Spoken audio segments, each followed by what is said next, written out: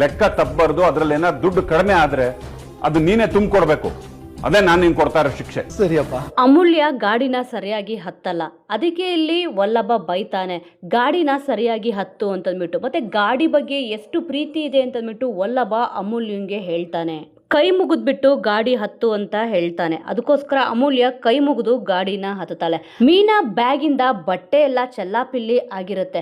ಅದಕ್ಕೆ ಇಲ್ಲಿ ಮೀನಾ ಯೋಚನೆ ಮಾಡ್ತಾಳೆ, ನನ್ನ ಬ್ಯಾಗಿಂದ ಬಟ್ಟೆ ಎಲ್ಲ ನನ್ನ ರೂಮ್ ಒಳಗೆ ಬಂದ್ಬಿಟ್ಟು ಯಾರು ಈ ಥರ ಎಲ್ಲ ಹರಡಿದ್ದಾರೆ ಅಂತಂದ್ಬಿಟ್ಟು. ಆ ನಂತರ ಸ್ವಲ್ಪ ಹೊತ್ತಾದ್ಮೇಲೆ ಯೋಚನೆ ಮಾಡ್ತಾಳೆ, ಓ ಇಲ್ಲಿ ಕೇಶವ ಬಂದ್ಬಿಟ್ಟು ಬಟ್ಟೆನೆಲ್ಲ ಎತ್ತಿಟ್ಟಿರಬಹುದು ಅಂತಂದ್ಬಿಟ್ಟು ಖುಷಿ ಪಡ್ತಾಳೆ. ನೆಕ್ಸ್ಟ್ ಲೆಕ್ಕನ ಚೆಕ್ ಮಾಡ್ತಾ ಇರ್ತಾನೆ. ಆದ್ರೆ ಚೆಕ್ ಮಾಡ್ಬೇಕಾದ್ರೆ 200 ರೂಪಾಯಿ ಹೆಚ್ಚು ಕಮ್ಮಿ ಬರುತ್ತೆ. ಅದಕ್ಕೋಸ್ಕರನೇ ನಂದಕುಮಾರ್ ಗಿರಿಜಾನ ಕರೆದು ಬೈತಾನೆ. ಏನಕ್ಕೆ ಅಂದ್ರೆ ಆ ಲೆಕ್ಕ ಬರೆದಿದ್ದು ಕೇಶವ, ಇಲ್ಲಿ ಸರಿಯಾಗಿ ಟ್ಯಾಲಿ ಆಗ್ತಲ್ಲ, ಕೇಶವ ಸರಿಯಾಗಿ ಕೆಲಸ ಮಾಡ್ತಲ್ಲ, 200 ರೂಪಾಯಿ ಅಂದ್ರೆ ಅವನಿಗೆ 200 ರೂಪಾಯಿ ಬೆಲೆನೇ ಗೊತ್ತಿಲ್ಲ ಅಂತಂದ್ಬಿಟ್ಟು ಗಿರಿಜಾಗೆ ಬೈತಾನೆ. ಅಷ್ಟೊತ್ತಿಗೆ ಕೇಶವ ಕೂಡ ಮನೆಗೆ ಬರ್ತಾನೆ. ಅಪ್ಪ ಬೈತಿರೋದನ್ನ ನೋಡ್ತಾನೆ. ಆದ್ರೂ ಕೂಡ ಕೋಪ ಮಾಡ್ಕೊಳ್ಳಲ್ಲ. ಅಪ್ಪ ಬೈತಿದ್ದನ್ನ ನೋಡ್ಬಿಟ್ಟು ಅಪ್ಪನ ಹತ್ರ ಹೋಗ್ಬಿಟ್ಟು ಅಪ್ಪನ್ನೇ ತಬ್ಕೊಂತಾನೆ ಕೇಶವ ತಪ್ಕೊಂಡಿದ್ ನೋಡ್ಬಿಟ್ಟು ಗಿರಿಜಾ, ಅಮೂಲ್ಯ, ಮನೆಯವ್ರು ಎಲ್ಲರೂ ಕೂಡ ಸಿಕ್ಕಾಪಟ್ಟೆ ಖುಷಿ ಪಡ್ತಾರೆ. ಆದ್ರೆ ನಂದಕುಮಾರ್ ಕೇಶವನ್ಗೆ ಬೈತಾನೆ. ತಪ್ಪು ಮಾಡ್ಬಿಟ್ಟು ಈ ತರ ಬಂದು ಚಿಕ್ಕ ಮಕ್ಕಳ ತರ ಬಂದು ತಬ್ಕೊಂತೀಯಲ್ಲ ಅಂತಂದ್ಬಿಟ್ಟು ಕೇಶವನ್ಗೆ ಮತ್ತೆ ಬೈತಾನೆ. ಇನ್ನೊಂದ್ಸತಿ ಈ ರೀತಿ ತಪ್ಪಾಗಬಾರ್ದು ಅಂತಂದ್ಬಿಟ್ಟು ನಂದಕುಮಾರ್ ಕೇಶವನ್ಗೆ ಬೈತಾನೆ. ಇವಾಗ 200 ರೂಪಾಯಿ ತಪ್ಪಾಗಿದೆಯಲ್ವಾ, ಅದಕ್ಕೋಸ್ಕರನೇ ಇದನ್ನ ನೀನೇ ತುಂಬಿಕೊಡ್ಬೇಕು ಅಂತ ಬೈದ್ಬಿಟ್ಟು ನಂದಕುಮಾರ್ ಹಾಗೆ ಹೊರಟು ಹೋಗ್ತಾನೆ.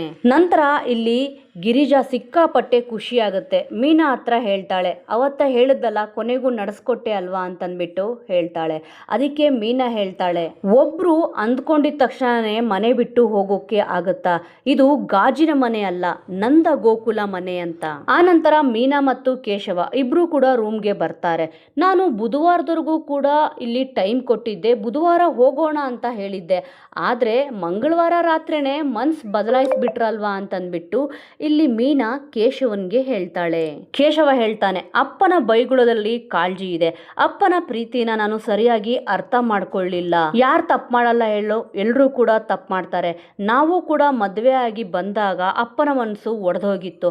ಆಗ ಅಪ್ಪ ಒಡೆದೋಗಿರೋ ಮನಸ್ಸನ್ನ ಸರಿ ಮಾಡ್ಕೊಂಡ್ರು ಅಲ್ವಾ, ಅದೇ ತರ ಅಪ್ಪ ನಿನ್ಗೆ ಬೈದಿದ ತಕ್ಷಣ ನನಗೂ ಕೂಡ ಬೇಸರ ಆಯ್ತು.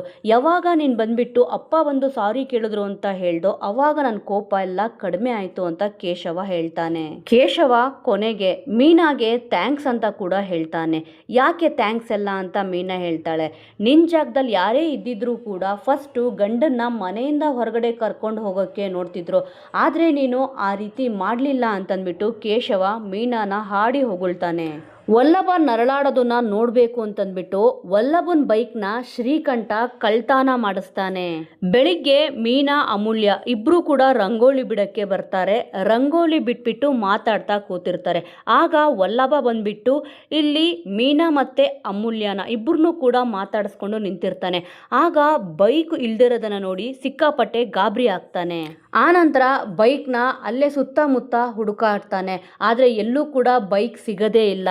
ಇನ್ನು ಸ್ವಲ್ಪ ಹೊತ್ತಾದ್ಮೇಲೆ ಮನೆಯವರೆಲ್ರಿಗೂ ಕೂಡ ವಿಚಾರ ಗೊತ್ತಾಗುತ್ತೆ. ವಲ್ಲಭ ತುಂಬಾನೇ ಬೇಜಾರು ಮಾಡ್ಕೊಂಡು ಅಳ್ತಾ ಇರ್ತಾನೆ. ಆಗ ನಂದಕುಮಾರ್ ಅಲ್ಲಿಗೆ ಬರ್ತಾನೆ. ಏನಾಯ್ತು ಅಂತ ನಂದಕುಮಾರ್ ಕೇಳ್ತಾನೆ. ಅವಾಗ ನಡೆದ ವಿಚಾರ ಎಲ್ಲ ಕೂಡ ಕೇಶವ ಹೇಳ್ತಾನೆ. ಬೈಕ್ನ ಇಸ್ಕೊಡಕ್ಕೆ ಎಷ್ಟು ಕಷ್ಟಪಟ್ಟಿದ್ದೆ ಗೊತ್ತಾ ಅಂತಂದ್ಬಿಟ್ಟು ಇಲ್ಲಿ ನಂದಕುಮಾರ್ ವಲ್ಲಭನ್ಗೆ ಬೈತಾನೆ. ನಾನು ಮತ್ತೆ ಬೈಕ್ನ ಇಸ್ಕೊಡಲ್ಲ ಅಂತ ಹೇಳ್ಬಿಟ್ಟು ಹಾಗೆ ಮನೆಯೊಳಗಡೆ ಹೊರಟು ಹೋಗ್ತಾನೆ ನಂದಕುಮಾರ್.